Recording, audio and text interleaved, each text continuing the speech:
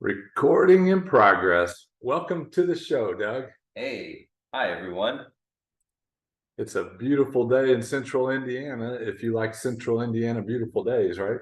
Well, yeah, I mean it's raining, but it was like 56 degrees. It's probably going to get much colder than that, but it's awesome outside. We were on the road this time last week, and the trees were unbelievable between here and North Carolina. The mountain roads were just beautiful, and it was just a tremendous ride. And then when we were heading back north, the leaves were all on the ground. The leaves are all in my gutter right now, so it's going to give an awesome opportunity for shout out Wellington Exteriors. They've been helping me for years, climbing my roof, hanging on my gutter, whatever they got to do to make it clean. I appreciate them. That's really I put make sure your tires are winter ready, but another disclaimer might be if there's a risky task and you can delegate that out, like climbing on your roof, it may be a good investment. Well, do you have your little card nearby? Isn't buy wisdom one of your things? Yeah, exactly. I mean, yeah, that's a big one. And yes, we put winter tires on one of our kids' cars. Oh, the Miata? Yeah, I'm sure. That's a summer only car. Yeah. But yeah, we had to put some winter rubber on there. And the disclaimer that I saw this week, Keith, I meant to take a picture of it, but I didn't do it. I saw a sign that said it was on this like huge box of technology things.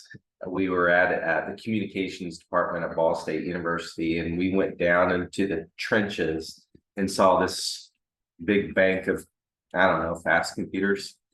And they had a sign on there, it's huge, danger in all red with like a lightning bolt on it. And I can't remember if it was 1,000 watts or 2 million watts. I don't even know what 1 watt would do, but I thought that is an appropriate sign. Like some of these we make fun of and all this stuff, but when you see one like that, that gets your attention.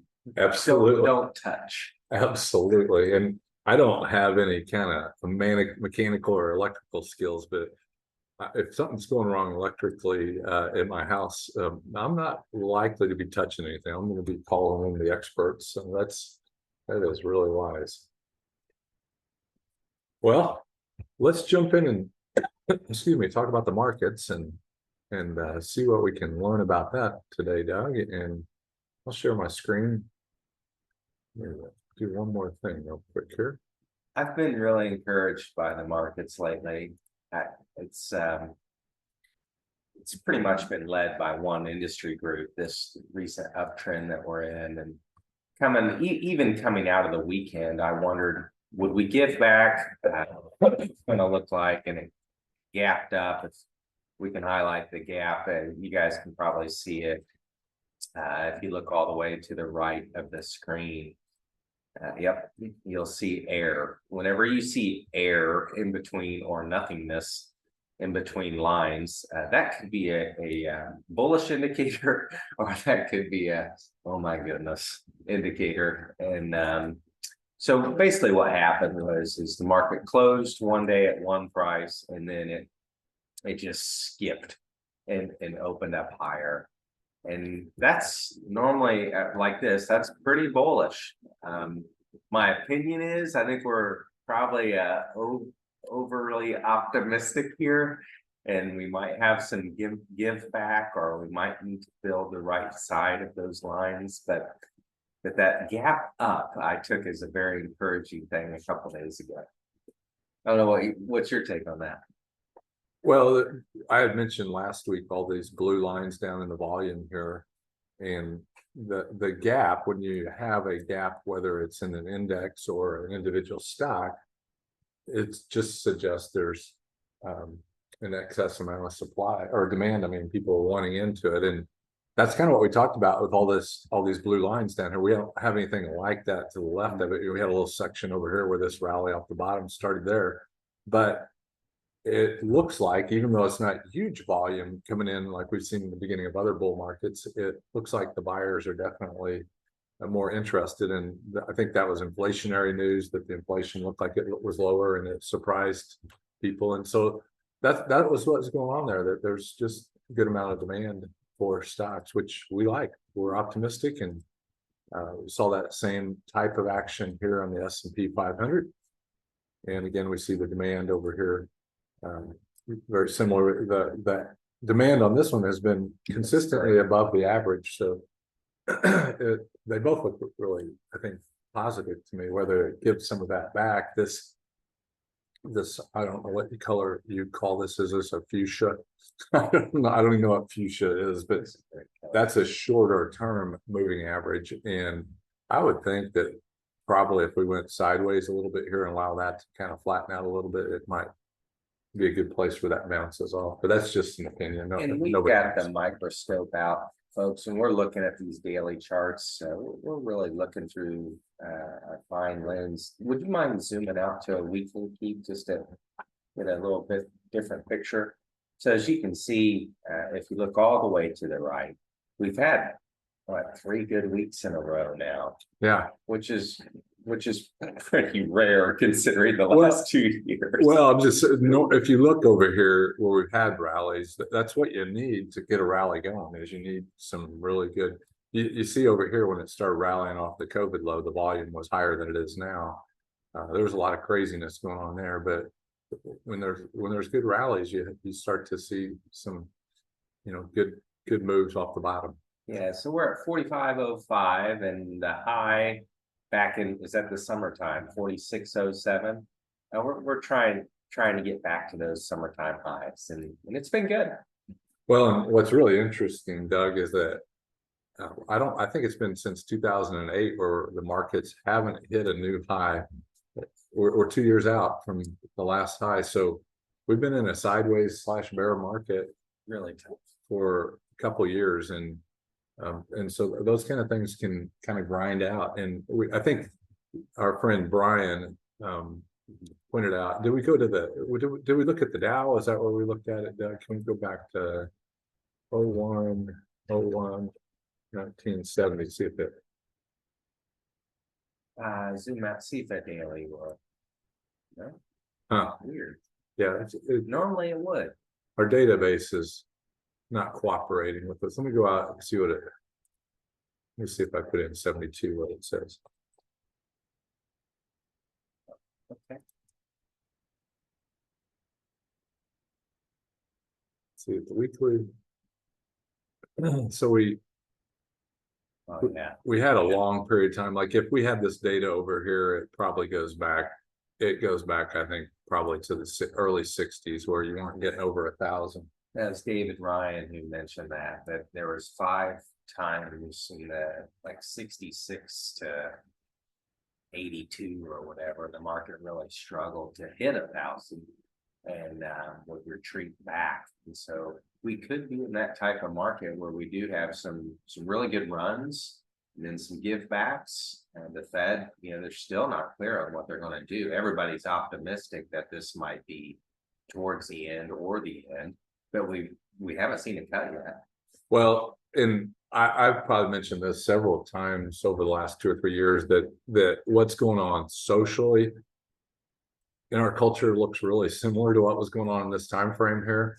What's going on economically looks very similar as well. I mean, we had inflation, and you had a political system that's spending a lot of money, and you're coming out of the Vietnam War where they were spending a lot of money, and so there's a lot of challenges that are pent up in that. But thankfully, the free market, the capitalistic side of it, will battle back against those things. And another competitor to this, Keith, if you would type in the number 0 and then IRX, this is something that we've been following, and this has probably been one of the most interesting things of my career.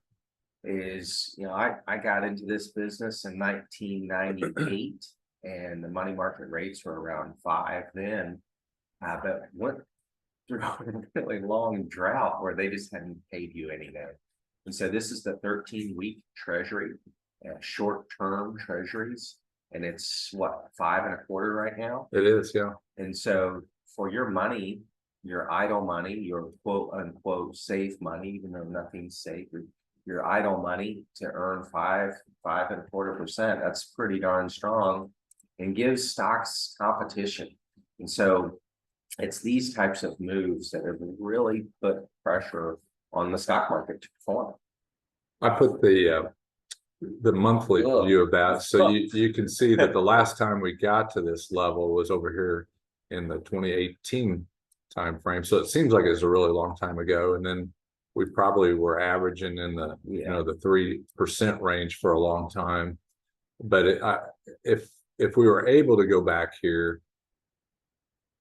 probably as recent as 97, we were probably still in the same probably pushing the 5% level or something like that. So it's hard to know what'll happen with interest rates, because it's really a supply and demand thing. Yeah, and that's a game we don't want to get into forecasting. We don't want to make bets on that. Just like we don't make bets on the market. We get in line with what is. We look at what the market is giving us, and the money is always the smartest one in the room. And so that's what we're trying to pay attention to. But should we see a rate cut or even a couple pauses, I think investments like longer term fixed income could become popular again.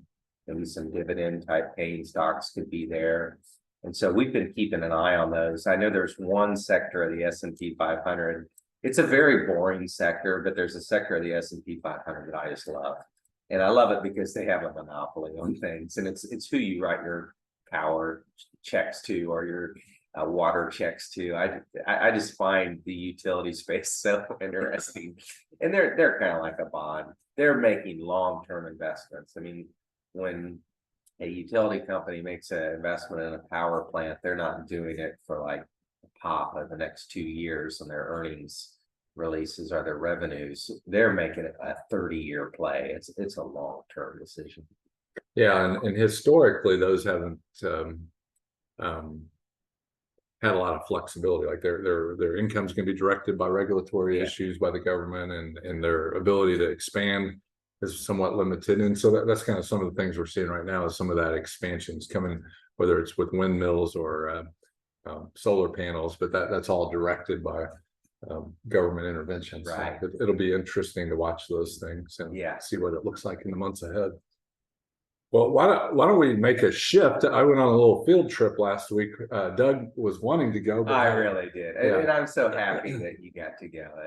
All weekend, I was just thinking, man, it's really great that you did that, and made the efforts to do it.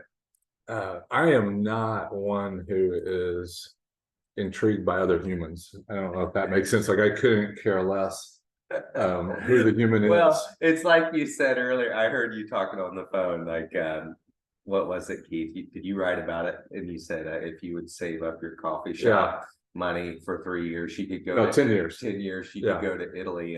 And I was joking with Libby. I'd rather go to the coffee shop every day.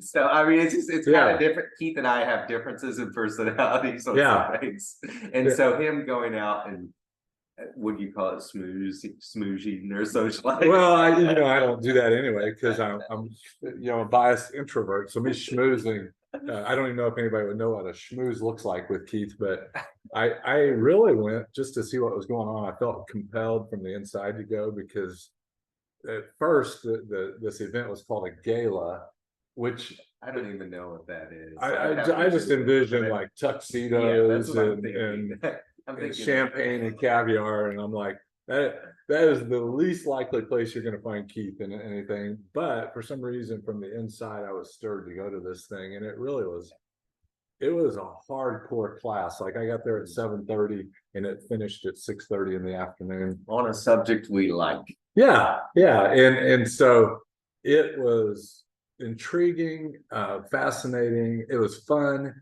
Because probably the average age in the room, I would guess, was like 40 to 45. So it was, man, So there was a lot of young people there. Thank you.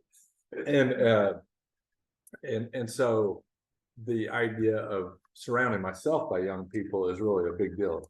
Like I find it important to keep young friends in my circle. So that part was really interesting to watch. I think a key part of capitalism is young people's enthusiasm and optimism, right? Because the older you get, you can just get beat down by things and lose some of that zeal. But the young people, they're just thrilled for what the possibilities are. So And the young people get thrilled by the older people's stories. Like the last 2 nights, when I put Colton to bed, I've told him 2 stories of a couple famous investors that you and I know here locally.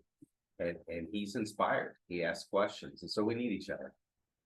So the 1983 or so finance class, I had to read a book. I think it's by John Train called The Money Masters. Okay. And so I read that. I was intrigued. Yep. And it was the first. So that was the first I heard of Warren Buffett before he wasn't he was a nobody in the commonality of everybody. And so he's become somebody that everybody knows about today.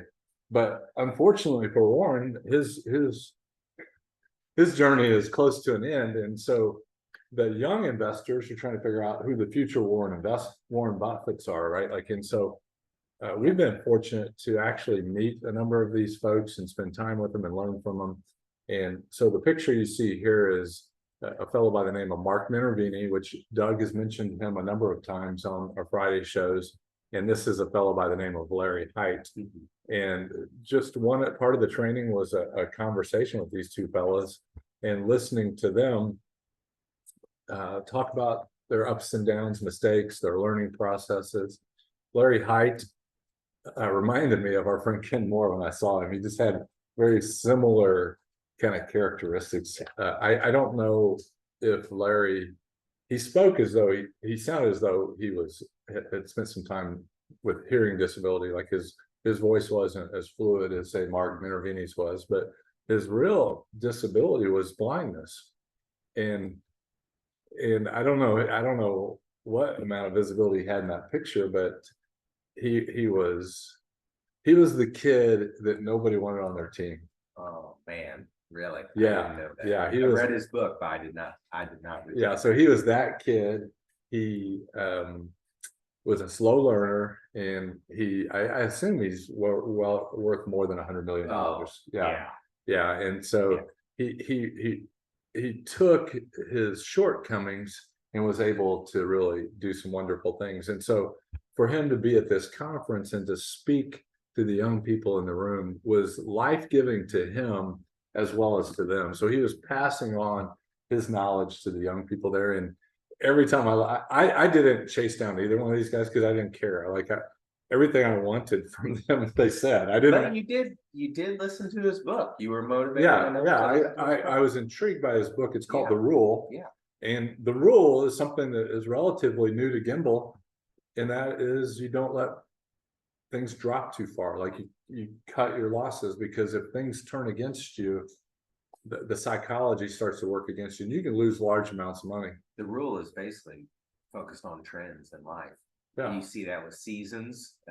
Leaves start turning color, then they fall, then they're gone, then they come back. I mean, so these trends are everywhere in life, and Larry does a great job highlighting that. Right, and he talked about it in the book. Like he talked about like to cut your losses. He talked about how he called himself not an attractive man, not a brilliant man. And so the idea of him getting a date was he implemented these ideas in getting a date. And so he would ask enough ladies to have coffee with him. I think coffee was his thing. And he would get shut out. So he had he knew how many of them were going to shut him out. And then the ones he went to coffee with, he would ask them the questions to figure out whether this was a winning trend or not. And if it wasn't, he moved on. And statistically, he found a woman that he was married to until she passed away, and they had a wonderful marriage. And so he was saying these ideas are true. Like if you're doing something and it's not working, at some point in time, you need to stop doing that.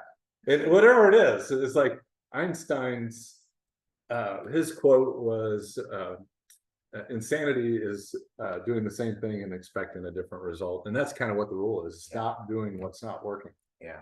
So this is Larry Height. Well, I took this picture off, and Mark Minervini, again, he was a poor fellow that didn't know what he was doing and spent a bunch of time doing the things that didn't work until he had talked to enough people that knew what worked. He had gathered the wisdom. He bought wisdom and was able to compound his money well into the hundreds of millions of dollars as well. And the humility of these fellows, I don't I've seen in the investment industry through my career a lot of arrogance, but I can't think of a single time that I've met anybody that knows how to do it, how to make a lot of money, that was arrogant. There's a lot of people that talk about it that are arrogant, but when I think of the people that I've spent time with that have made hundreds of millions of dollars, or even one of our friends made $40 million, they're some of the most humble people you're ever going to meet. The give back is unbelievable. It was really phenomenal, and so that was. I'll show you another picture here. Let me go back to my picture screen here.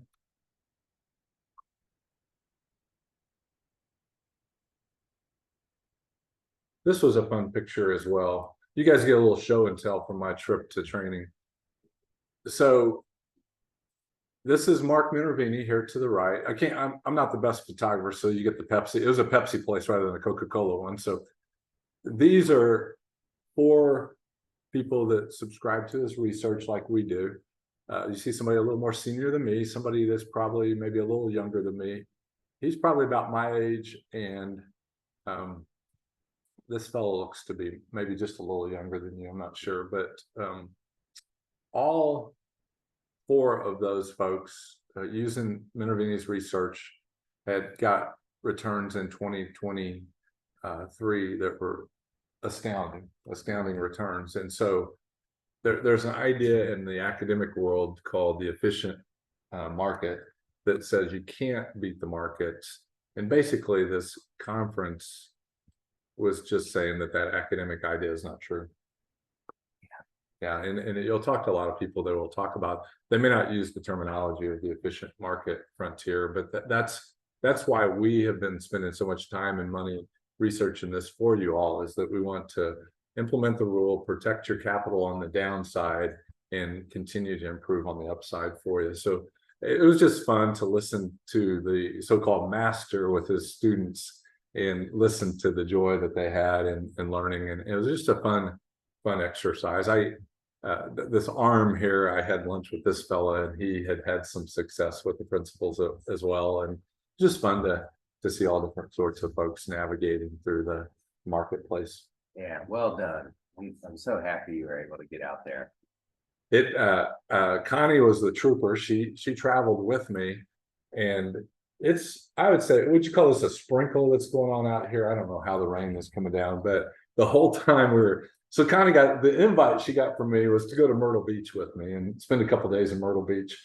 And we should have had that conference in Muncie. It would have been a lot better. Well, it looked like Fisher's or Carmel here today, and it rained all day while she was in the hotel room. It didn't matter to me. There were no windows in the conference room I was at, but we did the night before it started, got a nice walk on the beach and enjoyed each other's company. So that was a lot of fun.